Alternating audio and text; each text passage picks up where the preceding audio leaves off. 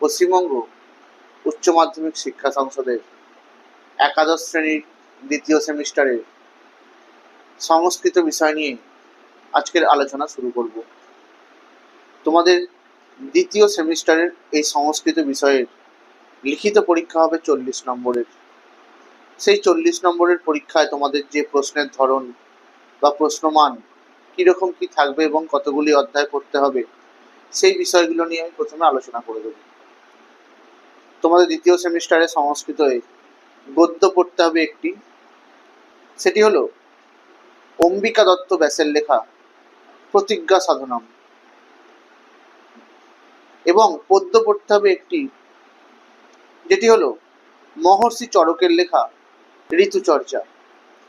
এই গদ্য এবং পদ্য মিলিয়ে তোমাদের পরীক্ষায় লিখতে হবে মোট 10 নম্বর। এছাড়াও দৃশ্যকাব্য থাকবে একটি, সেটি হলো মহাকবি ভাসের লেখা দানবীর কর্ণ। এখান থেকেও তোমাদের 10 নম্বর মোট পরীক্ষায় লিখতে হবে। এছাড়াও ব্যাকরণগত অংশ থেকে তোমাদের পড়তে হবে সন্ধি, শব্দরূপ, ধাতুরূপ এবং প্রত্যয়। এখান থেকে তোমাদের পরীক্ষায় 10 নম্বর লিখতে হবে। আর আছে সংস্কৃত সাহিত্যের ইতিহাস, যার মধ্যে তোমাদের পড়তে হবে বৈদিক সাহিত্য, বৈয়াসিক মহাভারত এবং সংস্কৃত গীতিকাব্য। এখান থেকেও তোমাদের পরীক্ষায় 10 নম্বর লিখতে হবে। আজকে আমি তোমাদের যে গদ্য আছে একটি, অর্থাৎ অম্বিকা দত্ত ব্যাসের লেখা প্রতিজ্ঞা সাধনম নিয়ে আলোচনা শুরু করব। প্রথমে বলি, এই প্রতিজ্ঞা সাধনমের উৎস কি?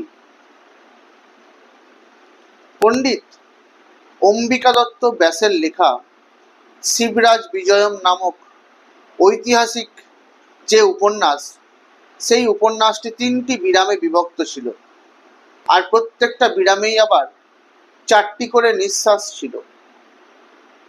তোমাদের আলোচ্য এই প্রতিজ্ঞা সাধনম পাঠ্যাংশটি শিবরাজ বিজয়মের প্রথম বিরামের 4র্থ নিঃশ্বাস থেকে নেওয়া হয়েছে।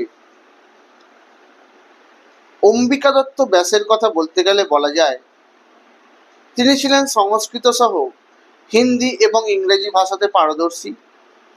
তিনি তার লেখাগুলির মধ্যে শ্রুতিমধুর ভাষার ব্যবহার করেছিলেন। তার লেখায় ছিল দৃঢ় চরিত্র চিত্রণের নিপুণতা। তার লেখা